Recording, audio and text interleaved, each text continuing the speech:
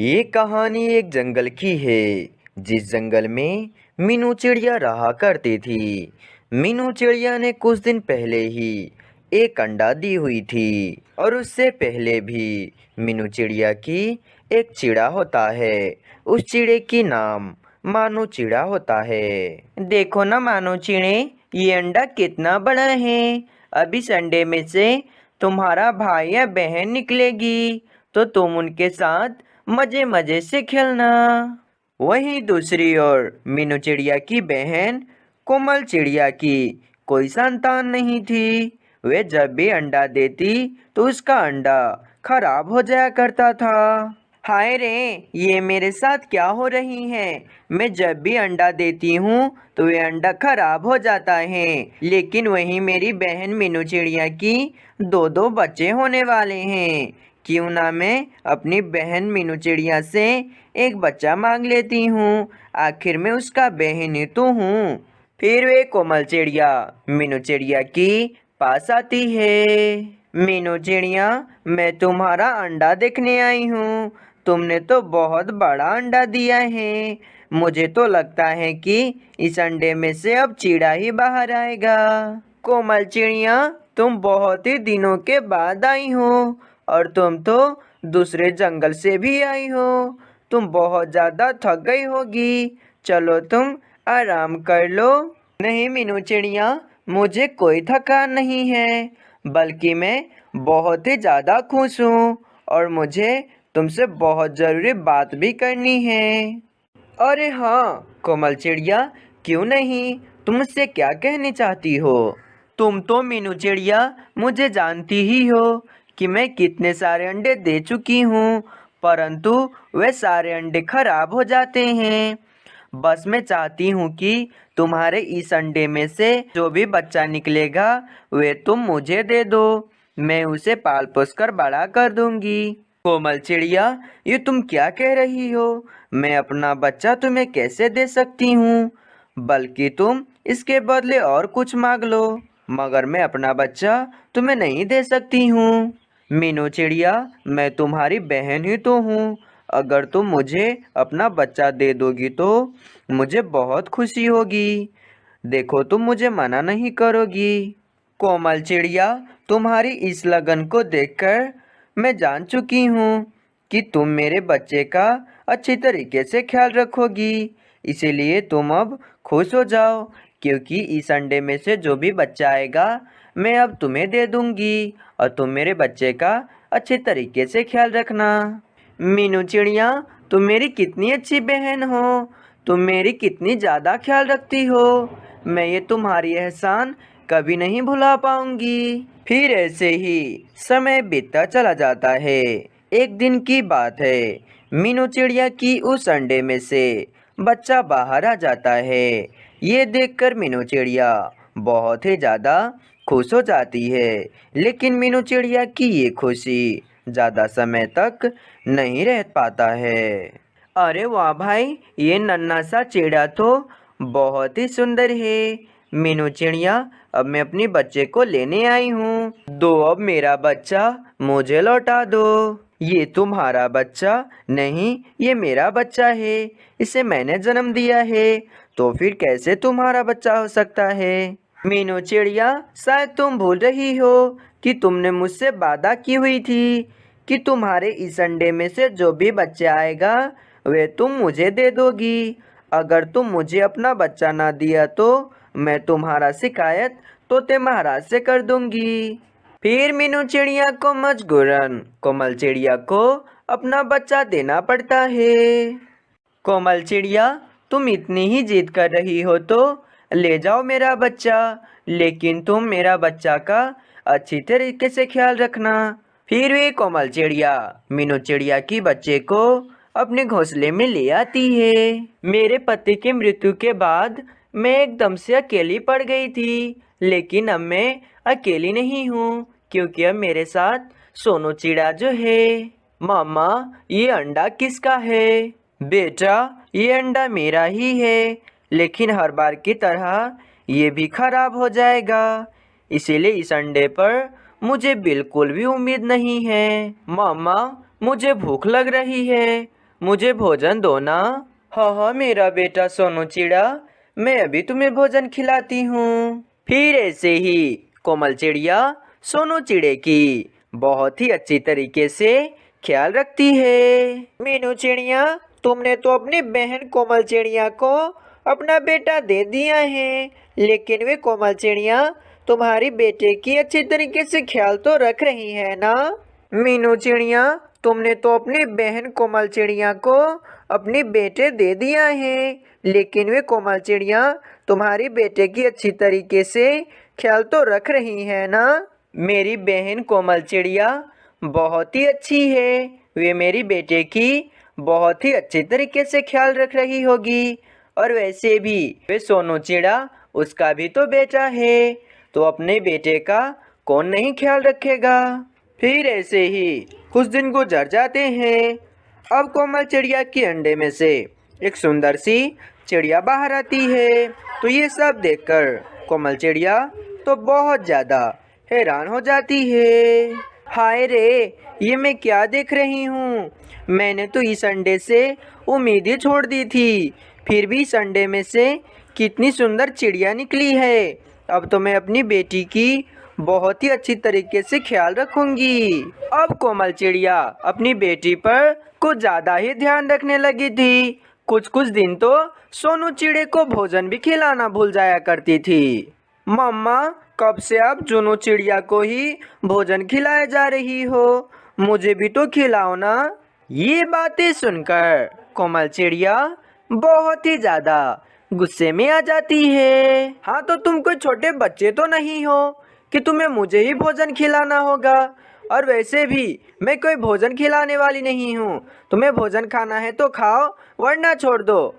जुनू चिड़िया की आने के बाद कोमल चिड़िया अब सोनू चिड़े से बिल्कुल भी प्यार नहीं करती थी। वे तो बस अपनी बेटी जुनू चिड़िया से ही प्यार करती थी। अगर मुझे पता होता कि इस अंडे में से एक सुंदर सी चिड़िया बाहर आएगी तो मैं इस मनुष्य को लाता ही नहीं। कहाँ से मैं इस मनुष्य को अपने साथ ले आई, दिन भर बस बक बक बक बक करता ही रहता है। मम्मा, मैं अब अपनी बहन जुनू चिड़िया के साथ खेल सकता हूँ। सोनू चिड़े, मेरी बेटी जुनू चिड़िया के साथ तुम्हें खेलने की कोई ज़रूरत नहीं है। मेरी बेटी जुनू चिड़िया बहुत मासूम है, कहीं उसे तुम चोट पहुंचा दोगे तो उसकी जिम्मेदार कौन होगा। और वैसे भी तुम मेरे घर में एक बोझ बनकर बैठे हो और तुम चाहते हो कि कब मेरी बेटी जुनू चिड़िया को तुम घायल कर दो कि वे जुनू चिड़िया की जाने के बाद तुम मेरे घर में अच्छी तरीके से रह सको। मम्मा, आप ये क्या कह रही हो। कोई भी भाई अपनी बहन को क्यों चोट पहुंचाना चाहेगा। और वैसे भी मैं जुनू चिड़िया से बहुत ज़्यादा प्यार करता हूँ। ये कहानी एक जंगल की है, जिस जंगल में कुछ दिन पहले से ही सूखा पड़ गया था और उस जंगल की पक्षियों को पानी मिलना भी मुश्किल हो गया था। इसी बात से चिंतित मीनू चिड़िया और जंगल के तमाम पक्षी मिठू तोता के पास आते हैं। तोते महाराज, अब हमें इस जंगल में रहना खतरों से खाली नहीं है। न तो इस जंगल में अब पानी ही बचा है, न तो हरियाली ही बची है। ये तेज धूप के कारण तमाम कुआं और नदी तो कब के सूख चुके हैं, और ऐसे ही हम कब तक दूसरे दूसरे जंगल से पानी लेकर अपना प्यास मिटाएंगे। इसलिए मैं कहता हूँ कि अब हम इस जंगल को छोड़कर दूसरे जंगल चली जाने चाहिए, वरना हम जीवित नहीं रह पाएंगे। हाँ हाँ तोते महाराज, मीनू चिड़िया ठीक कह रही है।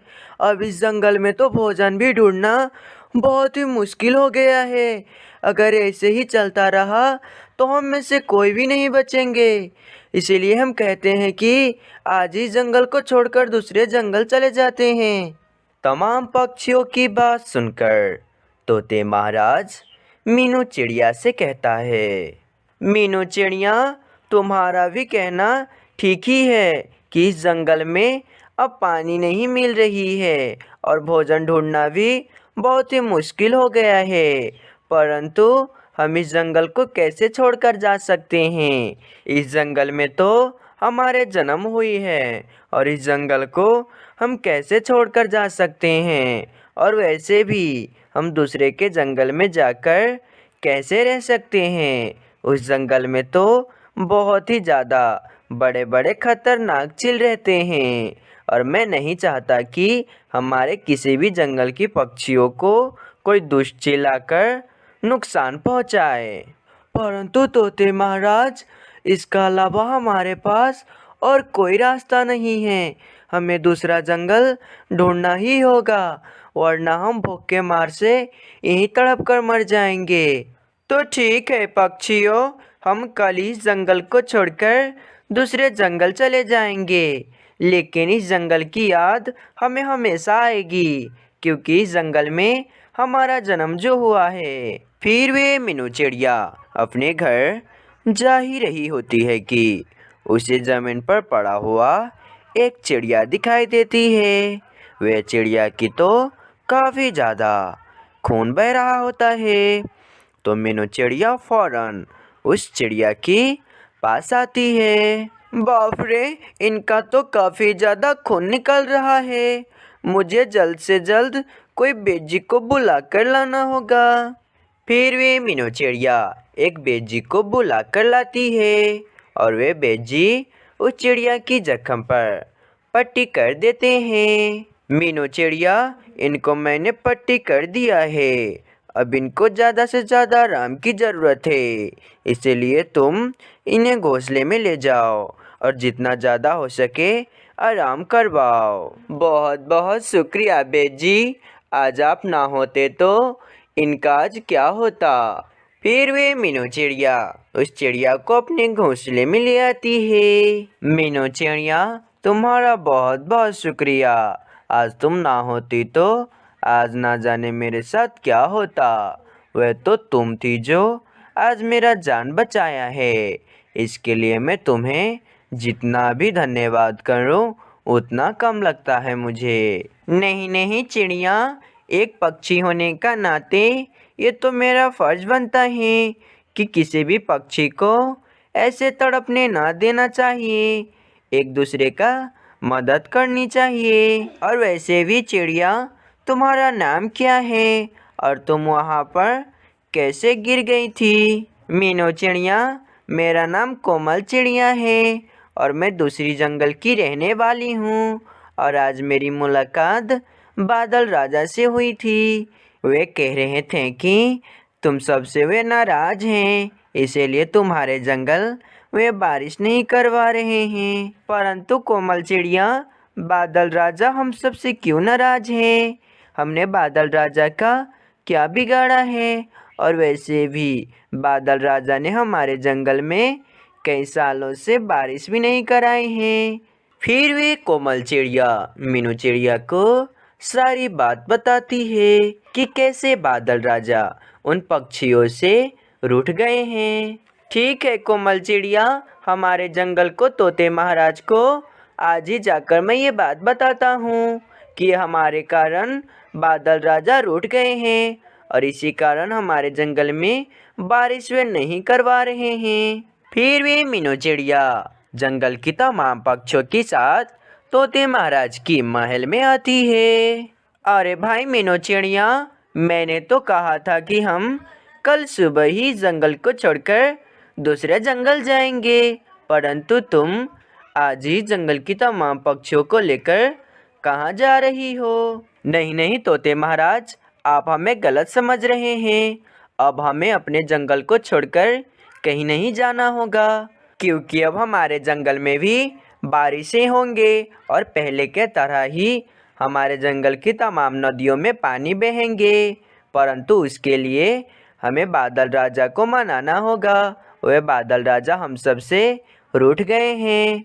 लेकिन मीनू चिड़िया, तुम्हें ये कैसे पता चला कि बादल राजा हम सब से रूठ गए हैं? इस जंगल की कोई भी पक्षी को ये बात पता नहीं थी कि बादल राजा हम सब से रूठ गए हैं।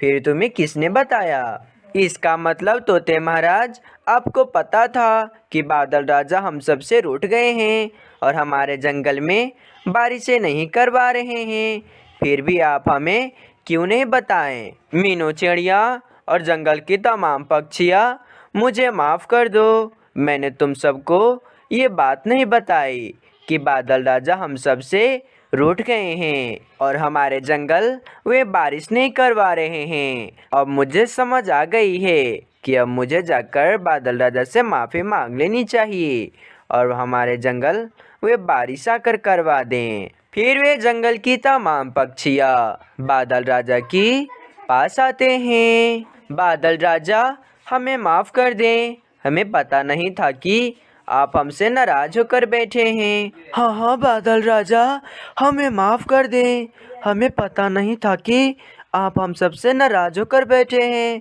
हम तो कुछ और ही समझ रहे थे। आज मीनू चिड़िया हमें नहीं बताई होती तो ना जाने हम इस जंगल को छोड़कर कब के चले गए होते।